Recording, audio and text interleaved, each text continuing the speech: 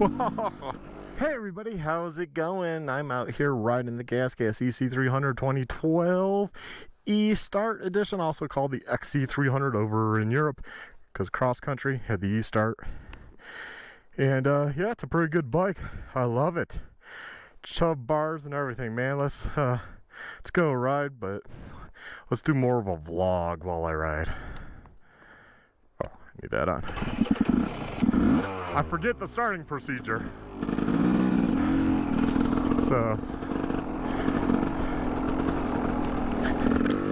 yeah, I haven't really talked about it much, but my business partner with Trail Taker, Richard WhittFck'ed, something like that, I don't know, some corny ass name.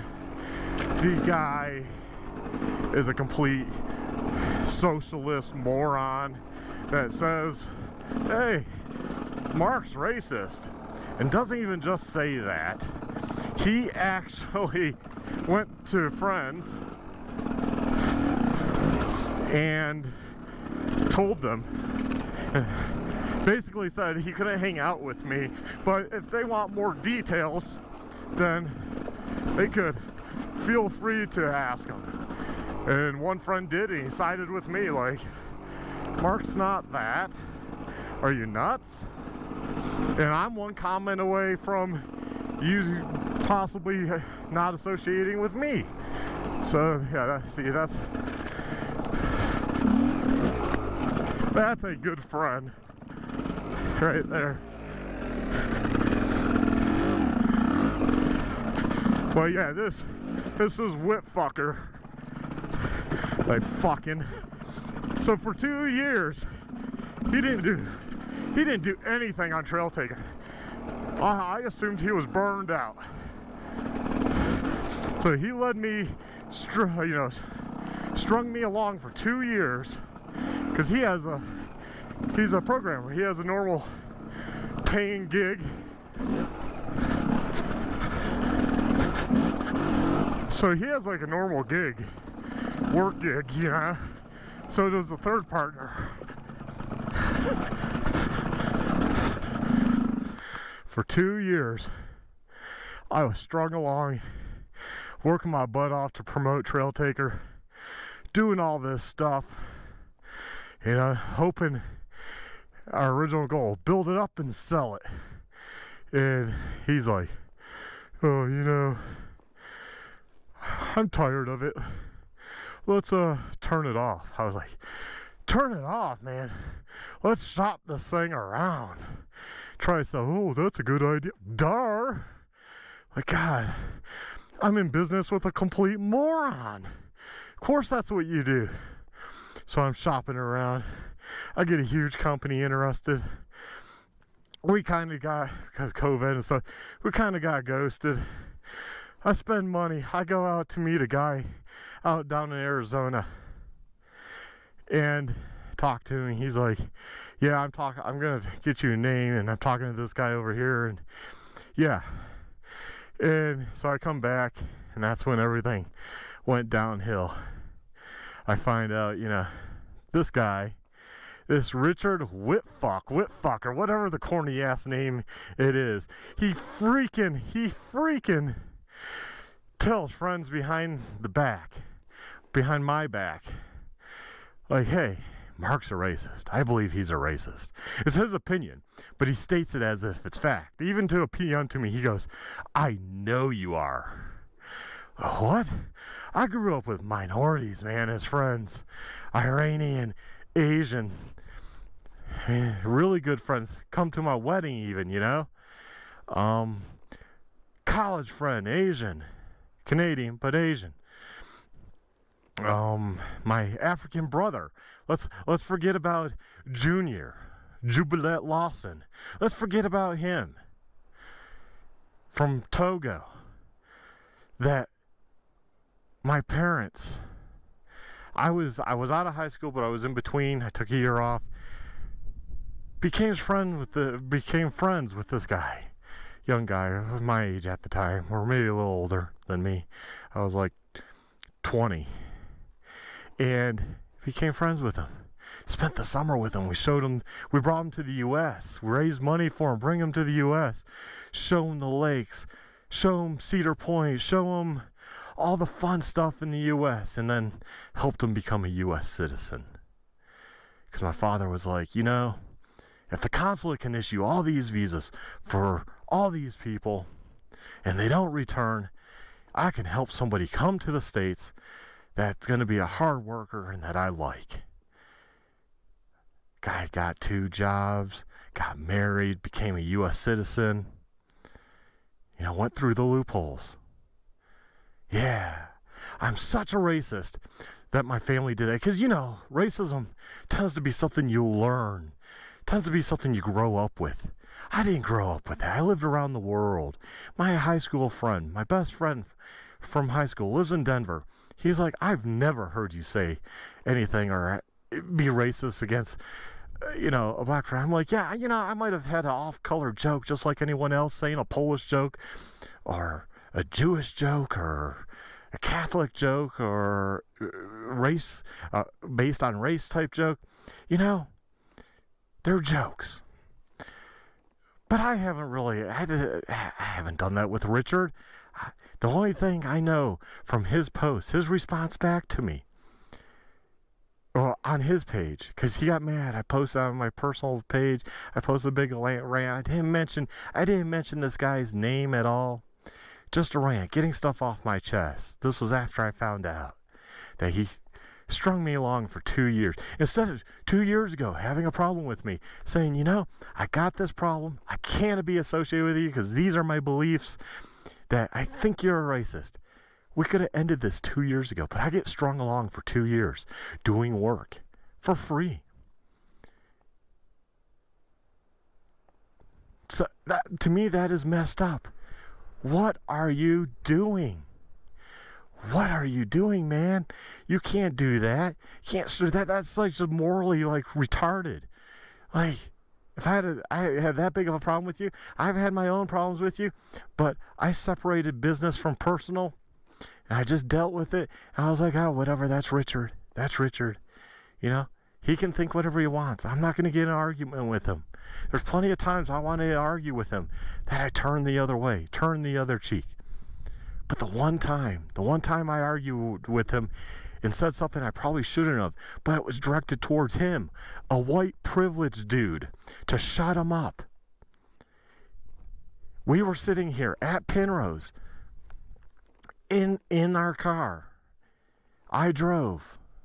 Gas. I think he was on his WR.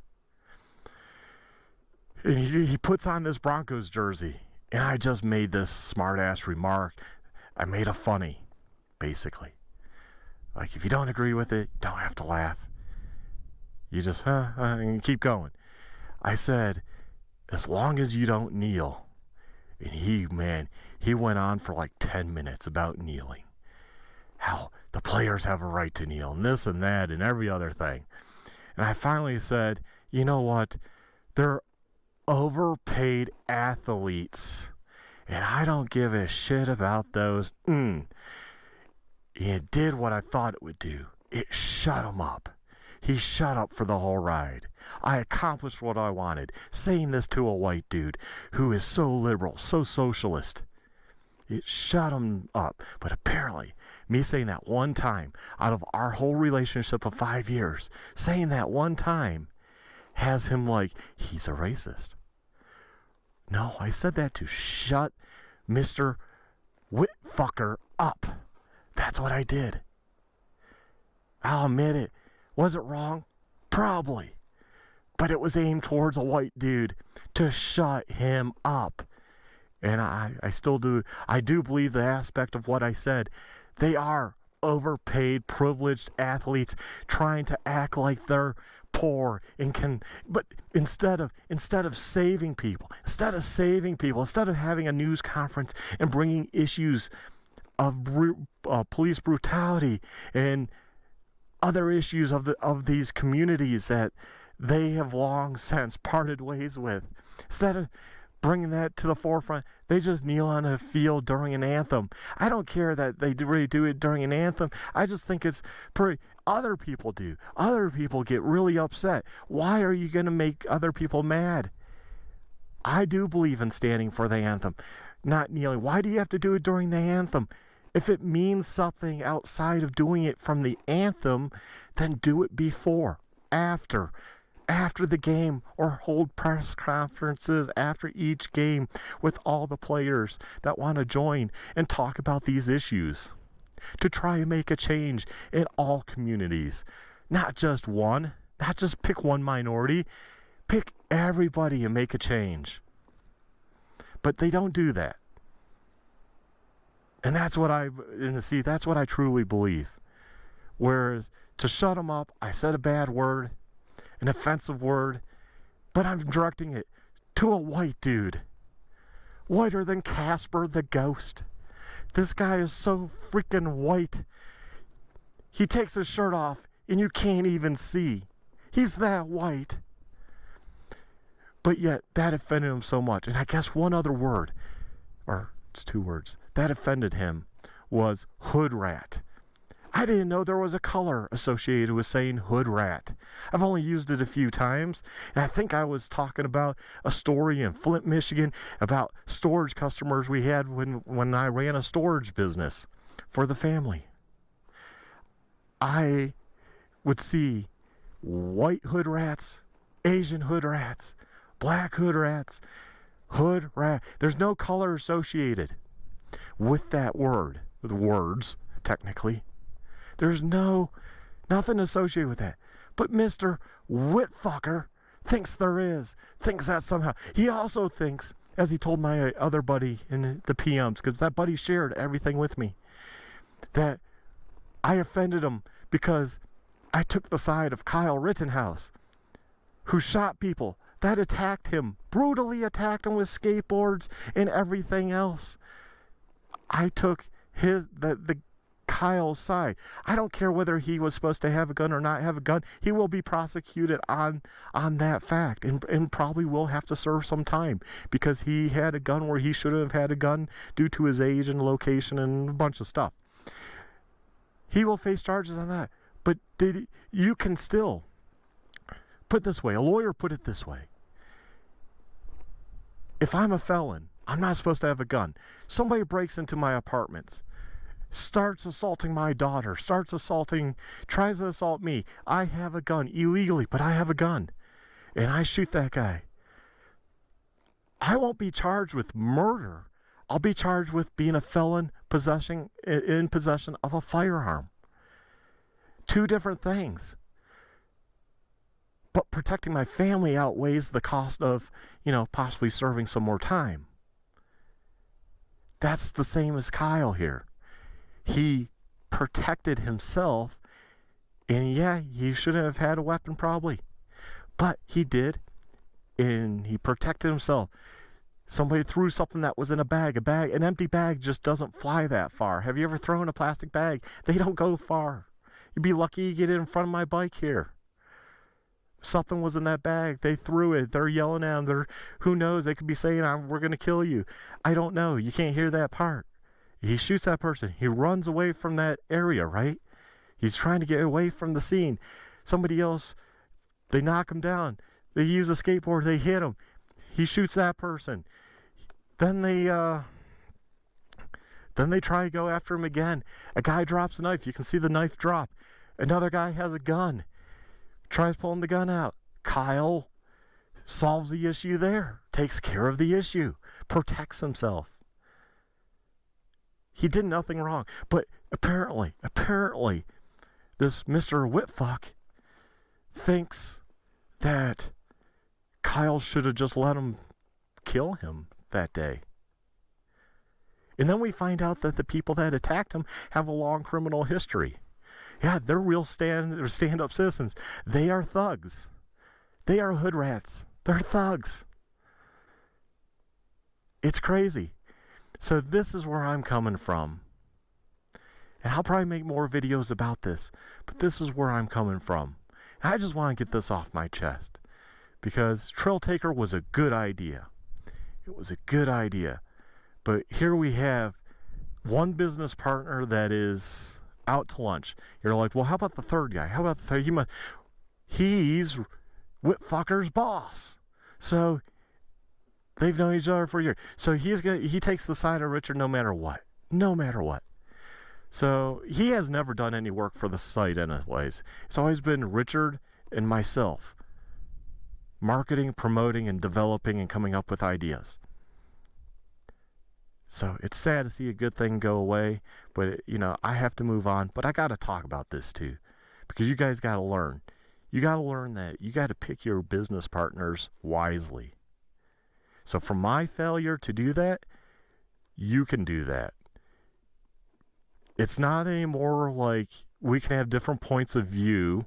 You can be a libertarian or socialist, and I can be, a capitalist, which is funny. You open a business, you would think the person would be a capitalist, but they're not. He said he's socialist. That's what he told me in a PM. He goes, I am socialist, and you want to kill socialist. I'm like, and he tried to goat me into saying that. I was like, no, I don't care what, I'm just saying I don't care what you are. Anyways, I don't know why you keep going on about this. It was because he wanted me to outright say that, so I would fall into his narrative that I don't want him personally, like I would harm him somehow.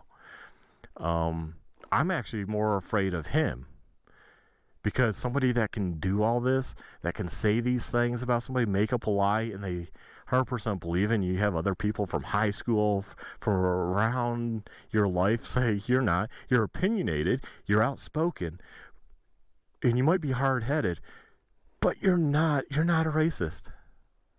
It's good to hear that from people that actually know me.